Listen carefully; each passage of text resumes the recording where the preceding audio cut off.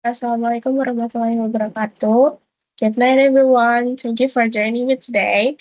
We're here to explore a concept that are reshaping how business operate and engage with society, corporate social responsibility, or CSR. As we go through today's presentation, we'll uncover why CSR matters, how it benefits both companies and communities, and what step organization can take to integrate CSR into their strategy. So let's dive into this impactful journey that where business of responsibility made. And let's see how we can make a difference together.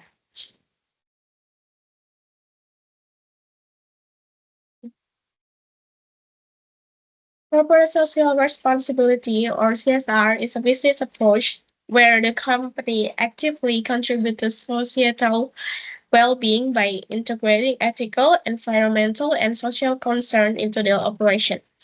Rather than focusing solely on profit, CSR encourages business to engage in initiatives that positively impact their communities, employees, and the environment.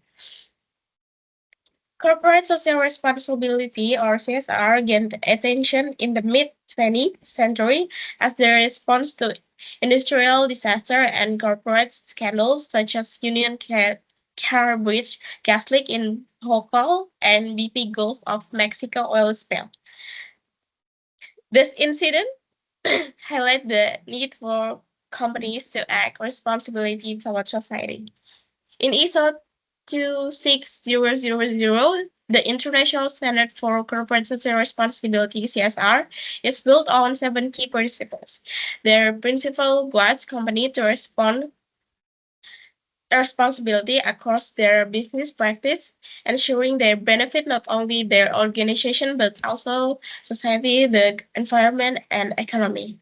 The principle is accountability, transparency, ethical behavior, respect for stakeholders' interests, compliance with legal standards, respect for international norms of behavior. Companies should adhere to universally accepted standard behavior, respect for human rights. Business must uphold and promote human rights within their operations. Next, there and COVID-19. COVID-19 pandemic has profoundly reshaped global business practice, closely linking them to corporate social responsibility. As consumers increasingly expect companies to act ethically, many businesses have shifted their focus to community support, transparency in sourcing, and employee welfare. This includes implementing remote work policies and enhancing health and safety measurement while promoting diversity and inclusion. The pandemic also has also accelerated sustainability efforts, prompting companies to prioritize environmental responsibility. Furthermore, businesses that embrace digital transformation have often thrived, underscoring the importance of innovation. Ultimately, the pandemic has encouraged companies to integrate CSR into their core strategies, fostering stronger stakeholder relationships and creating sustainable long-term value. During the COVID-19 pandemic, corporate social responsibility initiatives have played the crucial role of supporting affected communities. For instance, Bank Mandiri Syariah launched the BSM Mengalirkan Berkah program on November 2020 in celebration of its anniversary, which allocated a total of 100 million rupiah in aid for food security and health supplies to various malls in Bandung. And the program is centered on four key areas like food security, education, health, and business capital support for the community. Specific action included distributing food package worth 165 each, providing education scholarship for 3,000 per month for orphans and underprivileged students, and offering health assistance through sanitation supplies and small business grants up to 5,000 rupiah for individual impacted by COVID-19. Okay, the next slide we have shareholder form stakeholders and theories. We have, sorry, we have six theory in here. First, the shareholders theory. The shareholders theory emphasizes that managers are primarily responsible for maximizing shareholder wealth, focusing on ethical action that generate profit for the company. However, this approach has faced criticism for being overly profit-centric and self-serving, as it often prioritizes shareholders' interests at the expense of broader ethical consideration. Second, we have stakeholder theories. In contrast, stakeholder theory provides more comprehensive framework for decision making in business by considering various parties affected by corporate action.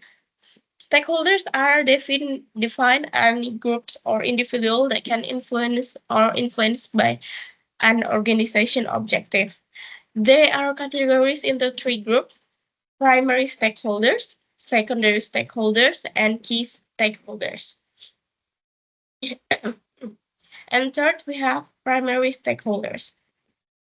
Primary stakeholders have direct interest in company policies and decision, making them crucial in the CSR decision-making process.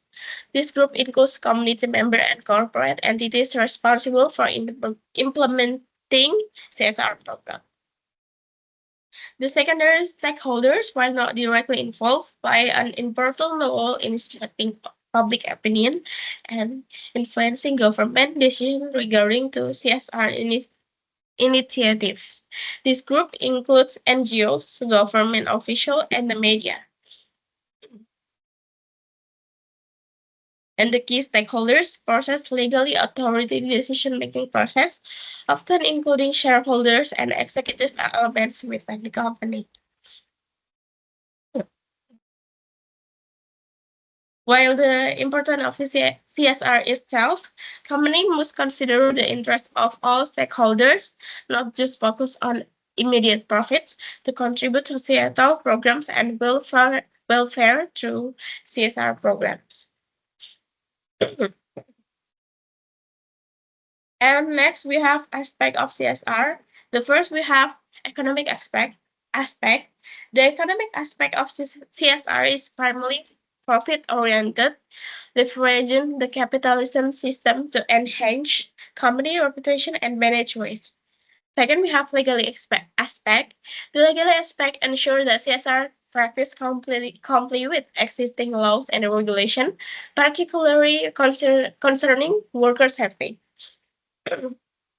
Third, we have ethical aspect. Ethic, Ethical consideration in CSR reflect company commitment to social responsibility, indicating that ethical behavior is integral to the CSR practice.